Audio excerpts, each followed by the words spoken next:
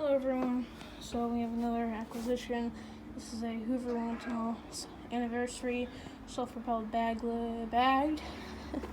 This one was also in a lot where I got my Hoover anniversary bagless. Has an issue with the hose. It's too long, so it doesn't sit on its clip, unfortunately. So you have to twist it around like that. I have tried this one. Needs a new belt, typical Hoover self-propel fashion. And other than that, it seems to be alright. It has most of the attachments. Missing the crevice tool and dust and brush. But it does have the turbo brush with the cover on it.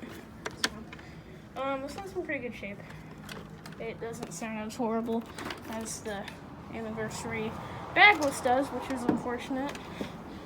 Because I wish this one sounded bad compared to that one, but it does have a bag in it. It smells pretty bad, but self-propelled unfortunately doesn't seem to be working right now, so we'll have to get that fixed. This on a higher setting. God, that's so hard. Alright, here we go. I hear the wind up going down.